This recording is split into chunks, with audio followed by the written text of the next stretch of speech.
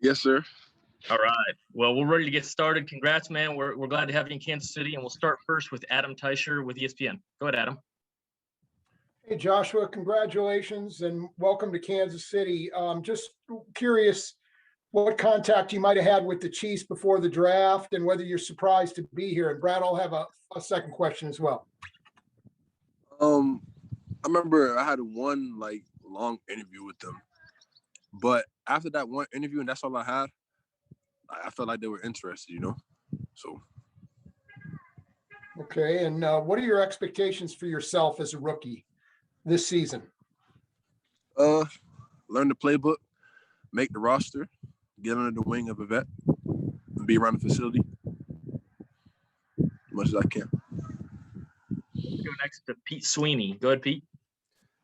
Congratulations, Joshua.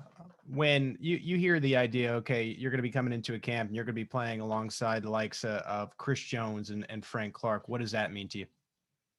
Those dudes I've been watching. So dreams to reality. It's surreal right now. It's crazy. Go next to Harold Kuntz. Go ahead, Harold. Hey, Josh, welcome to Kansas City. Eventually, you had a pretty celebrated high school career. You're a number 4 voted by rivals, and then college things for, whatever, just didn't reach the potential that you think you can get to. Do you feel like this is kind of that second opportunity now to reach the potential that that you said with everybody saying how many God-given gifts you have? Yes, sir. Things didn't pan out how I wanted it to, but I just never gave up, man. I kept my head down. I kept working. And by the grace of God, I'm here, man. By the grace of God. By the grace of God. Go next to Nate Taylor. Go ahead, Nate. Hey, Joshua, congratulations.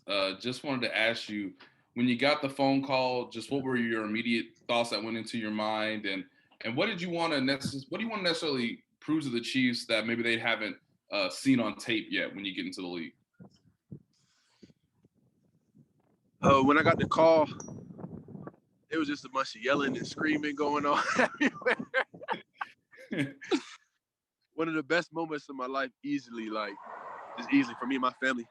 And what I want to prove, I just want to go out there and prove that I'm a ball player, man. I go out there and ball.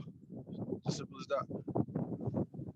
All right, we got 2 more, but just so you guys know, media-wise, we are on the clock. So we'll take our second question. Let's go to Nick Jacobs. Go ahead, Nick. Brad, I'll have a follow-up for this. For you, Josh, who has been the defensive line coach or who was a football coach that influenced you to help you get to the point you are as a pass rusher? Honestly, I've had so many coaches now, man, and I just feel like I just took something from each and every one of them, So when I get a new coach, what I learned about myself is I just try to adapt to whatever they're trying to teach me. You know what I'm saying? So I say all of them, man. All of them. And then last for you, what's kind of the biggest lesson you've learned from football from anybody that mentored you that's kind of been a lasting impression for you? Well, if it was easy, everybody would be doing it. It's not easy. And one big thing I learned, again, is that stuff ain't always going to go your way, So you're going to get knocked down. You're going to have hard times, but it's really about what they say. And it sounds cliche, but it's true. Are you going to get back up? If you stay down there, you defeated, but you rise again to fight. That's kind of scary. That's kind of scary. And we'll go last to Herbie Teope. Go ahead, Herbie. Hey, Joshua, welcome to Kansas City, man. It's good to see you doing all that smiling. I can tell you're extremely happy and enjoy your day. Just a quick follow-up to Pete Sweeney's question earlier about Chris Jones and Frank Clark. And I know you're going to be extraordinarily happy to play with them and watch them, but how much of their film did you watch to help you develop as a pass rusher? I've definitely watched more of Frank Clark than Chris Jones. I know one thing he's really good at, and I like to use is, speed to power. So that's one thing that I try to take from his game and translate it to mine. Just being a long dude, and trying to use my length to the best of my ability. Good to see your face, and congrats, man. We got all of our media on here, and they're ready to fire some questions if you're ready. Yeah, sounds good. We're good. All right, let's go first to Pete Sweeney. Go ahead, Pete Sweeney. Congratulations, Noah, on getting drafted by the Chiefs. Was curious what the Chiefs' interest along the way was, and what was your immediate reaction to getting that call and knowing you'd be coming to Kansas City? Yeah, I've talked to a couple scouts, had a couple interviews, with the tight end coach, talked with the special teams coach, just formal interviews to get to know me, go through different things about my past at Duke and other things. So, we had a couple of those, and I thought that they went well. So that's kind of how the that process went. Next is Sam McDowell. Go ahead, Sam. Hey, Noah, congrats, man. Yeah, thank you. It seemed like one of the things that drew the Chiefs to you was just versatility, meaning just being able to line up in different spots. Can you kind of describe your comfort level and, playing in the slot, playing on the line, and they said even potentially playing in the backfield a little bit? Yeah, I mean, I've played a multitude of positions when I was at Duke. I've played, tight end, I've played the F, I've played fullback.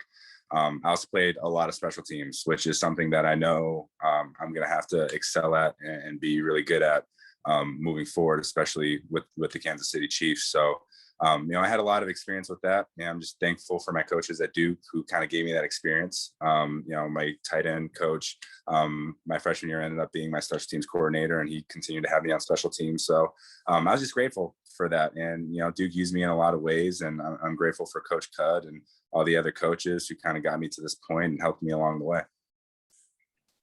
Let's go next to Harold Kuntz. Go ahead, Harold. Hey, congrats and welcome to Kansas City. I just got to get your thoughts on knowing that you're going to get to kind of be the understudy or study from Travis Kelce. What you know about Travis just from watching him, and how excited you are to be a teammate of his. I'm extremely excited. It's not every day that you get to learn from one of the best tight ends in the league. I mean, it's truly an honor. I'm excited to get there and kind of just be a sponge and just try to gather as much information, watch him as much as possible, see everything that he does, on the field, but even off the field, how he conducts his business as a professional. That's something that's extremely important. So I'm just very grateful to kind of be in that position, being in one of the best organizations in the NFL and being able to learn from some truly incredible people. That's not something that you get to see every day. And I'm fortunate enough to be able to do that. So I'm excited to get going. I'm excited to learn from all the coaches there and Travis and try to get the most that I can out of that. Looks like we've got two more. We'll go Richard Garvin, and then we'll go Nate Taylor. Go ahead, Richard.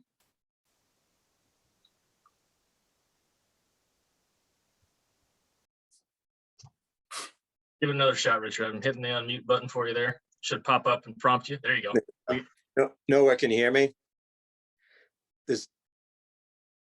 Noah, can you hear me? Yep. Yeah, I can. It's Rich Garvin from the Worcester Telegram here.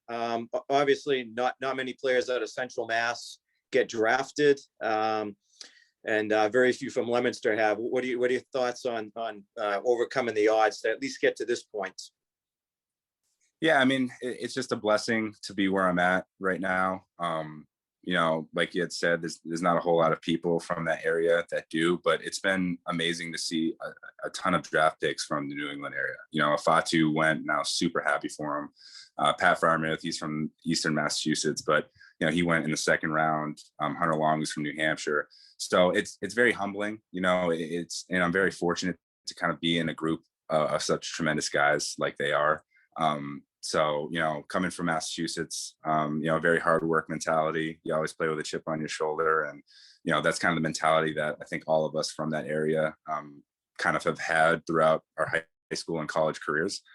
So definitely looking forward to kind of continuing the hard work and the dedication that it takes, like it is from, people all over the country. So it's exciting. I'm glad to represent Central Massachusetts, and I'm kind of ready to represent them moving forward. We'll go last to Nate Taylor. Go ahead, Nate. Hey, Noah, congratulations. And I guess we need to say happy birthday as well. Is that correct? Yeah, it was my birthday yesterday. So it's timed up nicely. Very good. Very good, man. I have two questions for you. when you watch the Chiefs, just what most intrigues about you, obviously knowing that it's not just Travis Kelce, it's also Tyreek Hill and Patrick Mahomes and the like. And then secondly, what did you feel like you learned about yourself at Duke that you didn't know about yourself previously going into your college career? Do you mind repeating that first question, please? Yeah, no problem. Just your overall thoughts of the Chiefs offense, given it's Travis Kelce, Patrick Mahomes, Tyreek Hill, the guys you're going to be playing alongside.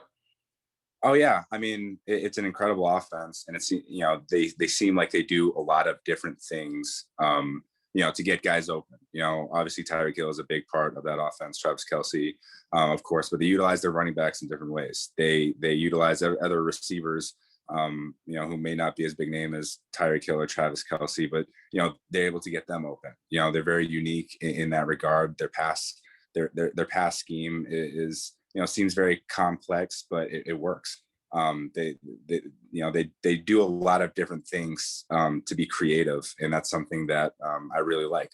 When I was at Duke, Coach Cutcliffe had a lot of different creative ways to get guys the ball, get open. So it's definitely kind of, I see some similarities there in terms of the creativity.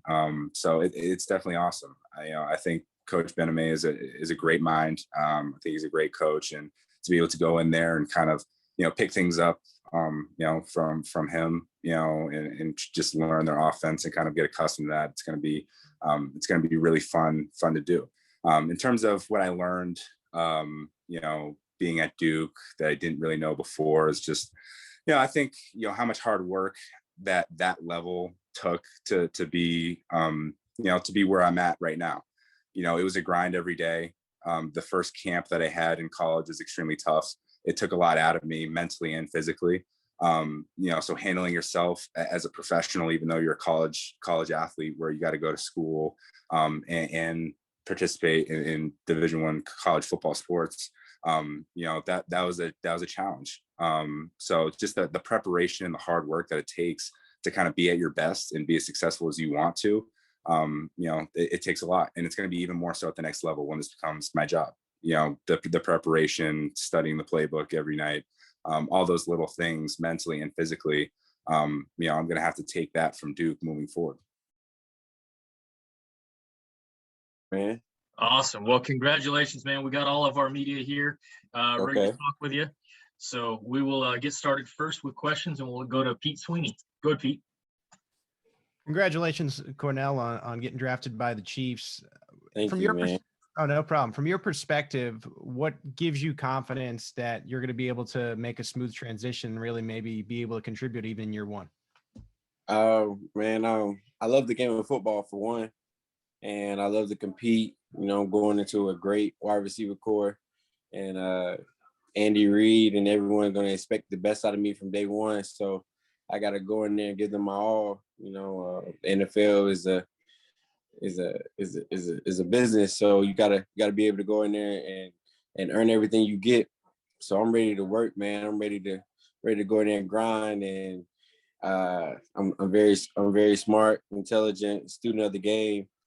So I'm gonna be in my playbook immediately, just learning every position, just trying to find ways to help the team, whether it's wide receiver, special teams, whatever coach needs me to do, man. I'm just excited to be on the team. So it's gonna be amazing, man. It's gonna be amazing. Let's go next to Herbie Teope. Go ahead, Herbie.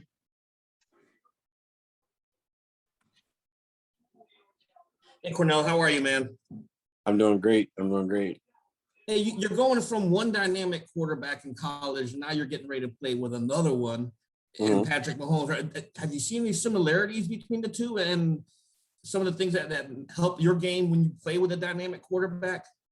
What I learned is you can't compare greatness, man. Trevor's great, Patrick's great, and I'm just blessed to go from one great quarterback to the next. So I'm just gonna, as soon as I get to Kansas City, get to work with Patrick, and just try to get on the same page with him and try to make something happen for the team, man. And the ultimate goal is just to win Super Bowl. So I'm ready to do that. Let's go next to Matt Derrick. Go ahead, Matt. Hey, Cornell, congratulations. Thank you. And welcome to KC. Appreciate it. you had a big year last year. Mhm. And obviously you came up in a crowded room because Clemson has just been churning out receivers the last few years. What was the early times like for you, and how was it, as far as, was there a moment where the light switch really flipped for you and you felt a lot more comfortable?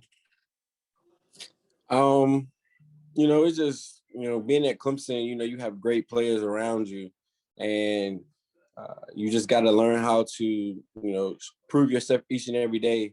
And I have so much more to show to everyone. What I displayed this season is like not even scratching the surface yet. So, I'm just ready to come into Kansas City and just grind, man. Many of my brothers are in the NFL right now that I play with in that wide receiver room, and I'm so proud of them. And I learned a lot from them being at Clemson. We just have this Clemson mindset to just dominate everything, every play, every possession. So I'm looking to continue that and just bring this winning attitude to Kansas City, which they already have. So it's like a perfect fit for me. I think we have one more question. We'll go last to Nick Jacobs. Go ahead, Nick.